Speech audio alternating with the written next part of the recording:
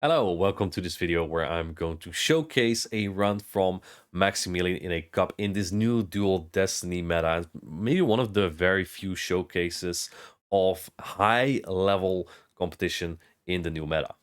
This is the team Maximilian is running. Azumarill, Annihilape, Morpeko, Galarian Moltres, Toxapex, and Diggersby. You really hope to not run into Wigglytuff with this kind of team. But other than that, Morpeko plus Galarian Moltres really make for an incredible core.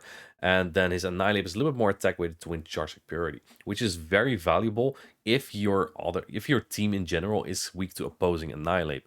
Because if you can win that Charge Purity, you win the 2 shields extremely hard by just shielding right away. A higher rank Annihilate will only win the 1 shields by countering down after getting each other very low.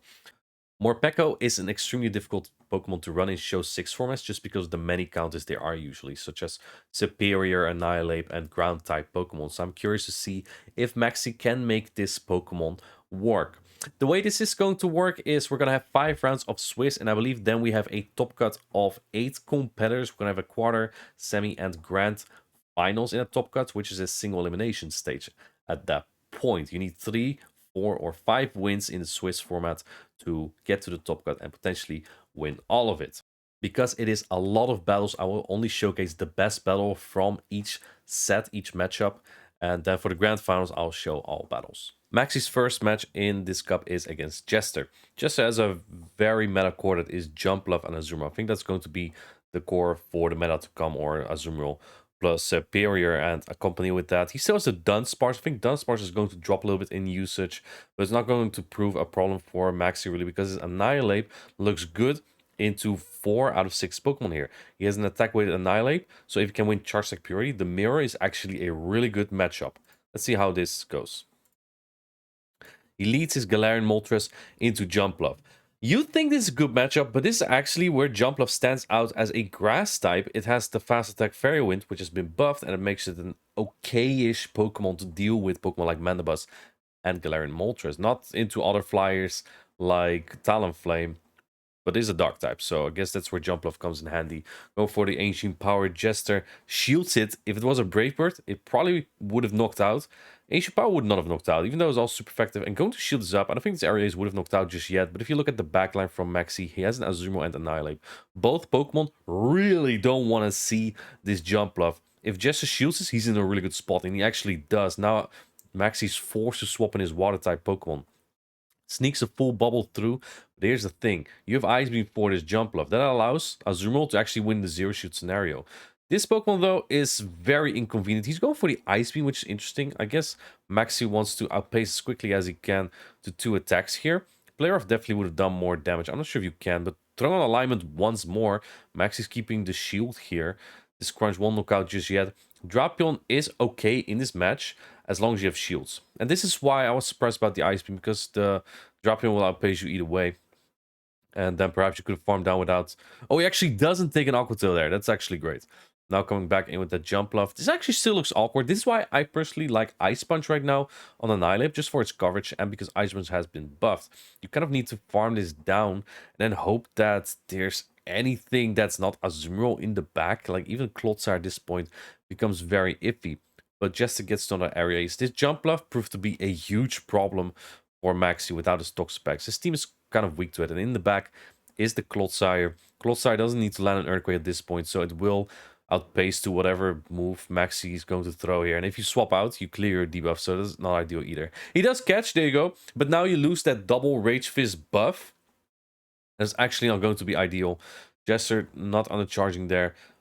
Getting to the close combat, which will do more damage than Rage Fist, despite being debuffed. But close combat is such a strong attack, it will do more damage, but it's not even remotely enough to take out this Clodsire. Maxi loses this match by 0-2. Really tough alignment, but Jumpluff also just kind of core breaks this team if your flyer is Galarian Moltres. So, unfortunately, Maxi lost first round, and round 2 will be against the champion of Buenos Aires, Nesabethan. Yes, Buenos Aires is in Argentina, but Nesabethan participated there and participated at the LAIC. He won Buenos Aires, so definitely worth his trip, I guess. And he's actually running the same team from those tournaments. So not really adapting to a new meta at all with that Ariados Malamar core that we haven't really seen for 2 months. Let's see how Maxi is going to deal with this, because Maxi is running a little bit more of new meta here, and I do think that the Morpeko looks really good for Maxi, but it looks like he's not running it. He gets a great lead with the Galarian Moltres into the Quagsire, but Quagsire actually can win this if it can bait an Aquatail slash land a Stone Edge. The Stone Edge will do a lot of damage. Nesabethan likes to bait here from what I've seen before, but he actually went fully for the Stone Edge, which gives Maxi quite an advantage here. Goes for the Ancient Power. This will not knock out the the Quagsire, but Maxi reckons that Nesabethan wants to get 2 shields down here. If this is another Stone Edge, you can get a farm down. It is another Stone Edge. Nesabethan likely switching out. It does switch out into the Drapion. Maxi doesn't really have a great answer here, because with this energy disadvantage, the Drapion would win the 0 shield scenario against the Annihilape. So he gets the bait there though, and is at a Brave Bird simultaneously. This Moltres is about to sweep Nesabethan. There has to be something like an Azumarill in the back, I would think. But no, it's Malamar. Nesabethan went quite weak to this, and he catches Maxi catches the attack on Azumarill as well. The guy's a family, Maxi. He went for the foul play, and that's because even though it's resist on Galarian Moltres, the defense was dropped 3 times. Maxi's just farming up energy, probably just predicting a potential catch here. Azumarill resists everything, every charge stack from the Malamar, so you can just safely throw this. Malamar will not be able to knock out this Azumarill. One thing that I always think, if it's a shiny Malamar, it usually is very attack weighted. And if it's very attack weighted, it does better into Pokemon like Toxapex, Diggersby Superior, because it does 1 more damage with Psywave. It does have probably very trash defense though, so that's kind of the cost of the Malamar there. Maxi won this match by 2-0.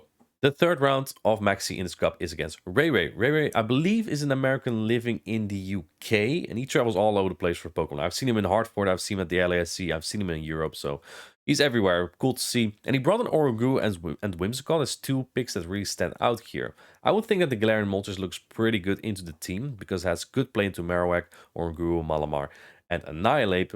And Maxi has a Toxapex to scare away the Azumarill and the Whimsicott. You really cannot have the Fairy type Pokemon on Toxapex, otherwise it's just probably game. So let's see how this is going to go. It's a little bit RPS on RayRay's side, I think. A pretty good matchup for Maxi, and he has Toxapex into Annihilape. Looks like RayRay wants nothing of that.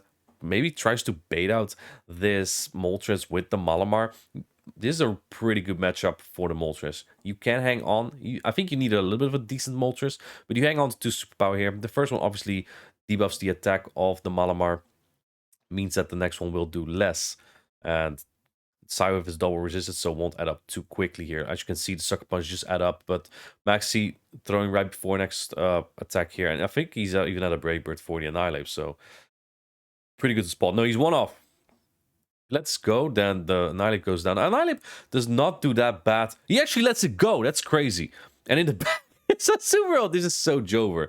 Okay, now we're in this matchup that's probably over. Let me just explain one thing that I tried explaining from the start. That is that if you have enough defense on your Annihilape, you win the 2 shield scenario straight Rage Fist, just because Poison Jab will do 1 less damage. So as Annihilape, ideally, the best Annihilapes usually have a very high attack to win Charge Attack Purity in the mirror, and also a high defense to straight up win against Toxapex, depending on how weak you are against Toxapex, of course.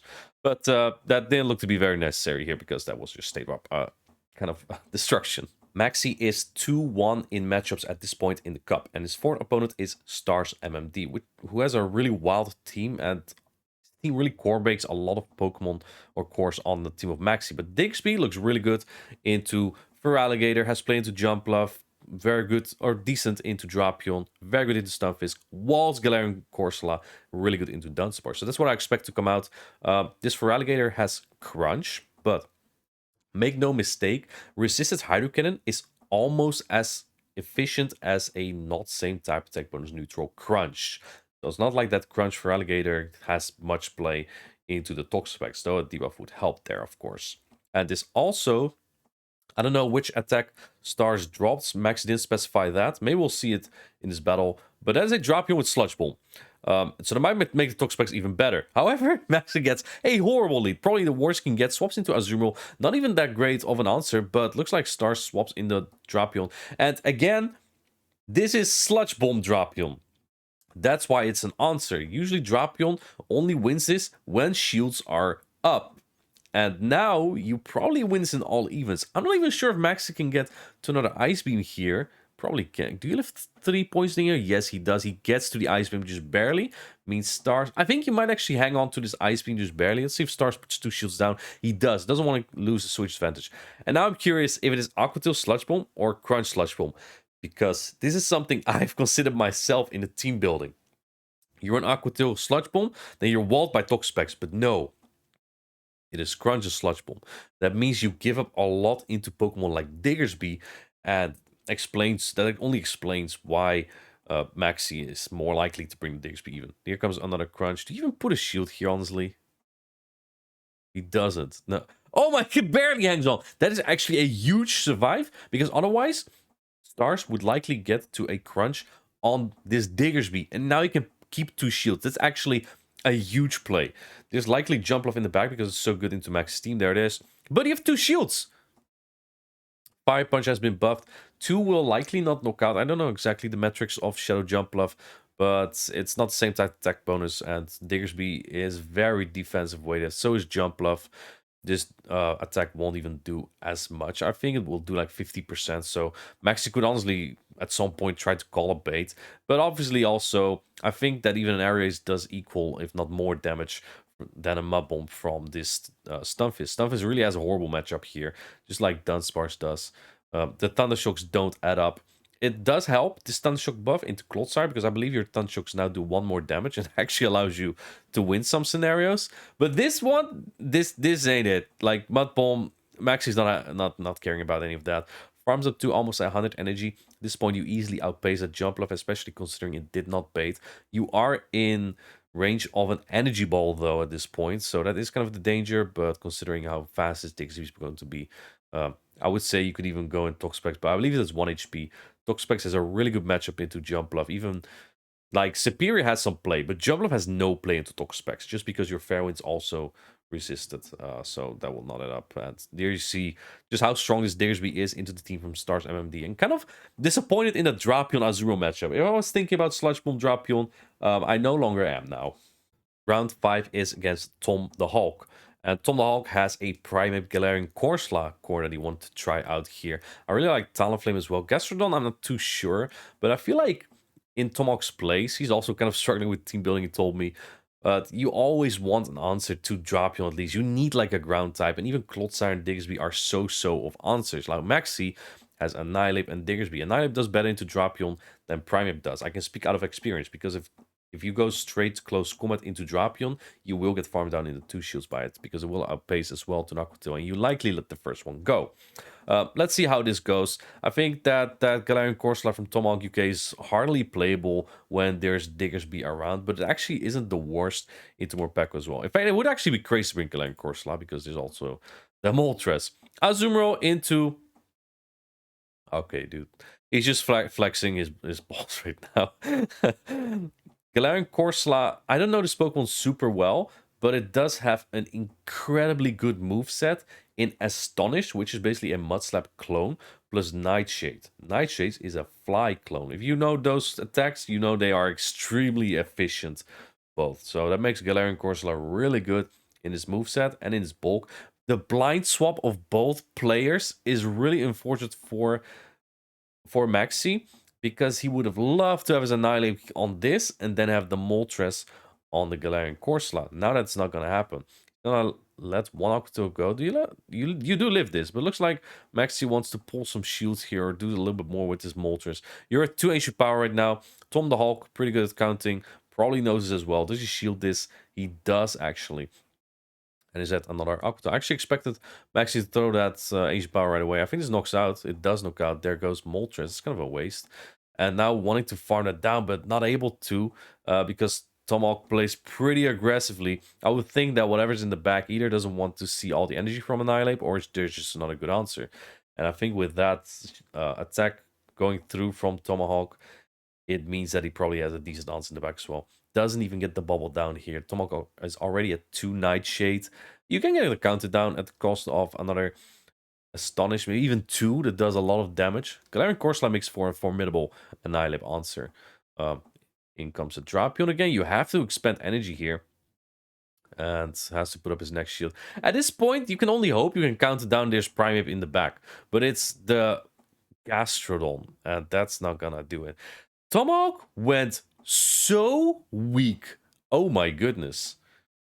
You know, I told Tomahawk I was making a video of this because I was asking like, are you gonna run this for Toronto as well? And he told me that Max got bailed out at some point in a game by a boost or something.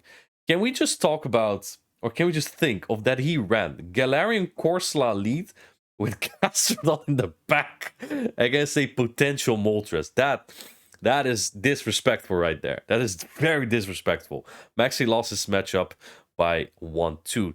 Fortunately for Maxi, he still got to the top cut just barely of this cup with a 3-2 score. So that means he's still in, and it's kind of a clean sheet again. So now anyone who loses now is knocked out. This is a single elimination stage from this point. The first match in the top cut is against the 2025 Dortmund Regional Champion, Kazim, a really good player who likes to run some off-meta picks, and he has a Greninja plus Shadow Zapdos on his team. 2 very fragile picks that makes the top specs from Maxi really stand out, but there is that Alolan Sanchez and Galarian Corsola, which Maxi doesn't really have a great core breaker to. I think that Morpeko would be his best answer, but honestly, we haven't seen Morpeko at all till now. I do feel like it's too obvious to lead Morpeko here, so you might see an Annihilape lead or something here from Kazim. Let's see how this is going to play, honestly. That's always where the mind games come in. If you lead Morpeko into, like, Shadow Zapdos, the game's probably over, because whatever you swap into eats an aura wheel. This is so dead. But this is also dead, because Stock Spec is so good into Jump Love. Great lead for Kazim. And he does one before swapping into Annihilape. This is a pretty good matchup for Azumarill. Now, I believe you have Shadow Annihilape. This matchup becomes pretty tedious in the 2-shield scenario, but I believe that Azumarill generally doesn't really care as much for this matchup. Going for the Ice Beam bait, but this already does so much damage that Maxi probably is not very worried about it. He does have the Morpeko in the back, so the more shields he gets down, and if you think of the team of Kazim as well on the right side, this is the only counter Kazim has for Morpeko. So I don't think that Maxi is very concerned about this. If he wants to keep Switch, he probably had to shield that though, because the Rage Fists now are double boosted. And looks like Kazim is going to build on that, and you will get countered down almost. Looks like Kazim is swapping out immediately, or sorry, Maxi swapping out immediately to make sure he doesn't get countered down. But you lose Switch advantage now, which is not great. Rage Fist adds up. Here comes another one, and I would not be surprised to see Maxi double shield the Morpeko. He doesn't shield this. Close Combat almost knocks it out. In comes Zapdos. You can barely get to the Sludge Wave. Zapdos is super fragile, so I think this will go straight into the red with the Sludge Wave. It does almost gets knocked out, and this is a brutal farm down. Doesn't even have to expend a shield. Morpeko can now win the 1-shield scenario, and I believe the 0-shield scenario into Annihilape, because now the Thundershocks add up so much that an ROE will knock out. Plus, in the 1-shields, if you can bait the Psychic Fangs, I believe the second Psychic Fangs would knock out, or you might even get to an ROE. But yeah, shields up. Morpeko is just a vacuum cleaner. It just knocks out everything that is not a Mud Slapper. Even against Mud Slappers, you probably get to Psychic Fangs plus a Dark Aura Wheel here. And you can just build up energy here. Kazim trying to be funky and wait a turn, catch an attack. It would not have mattered anyway, because Max is just farm up to 2 attacks. Psychic Fangs has an Aura Wheel stored as well, and is going to sweep up this game. Maxi wins this matchup by 2-0. Very funky team from Kazim, but pretty prone to that Morpeko besides the Annihilape there. In the semifinals, Maxi faces again against Tomahawk UK. And we've seen this matchup before. Again, I would not expect the Galarian Corsola, but Tomahawk UK does not care. Let's see how this is going to play out. Galarian Moltres into Azumarill.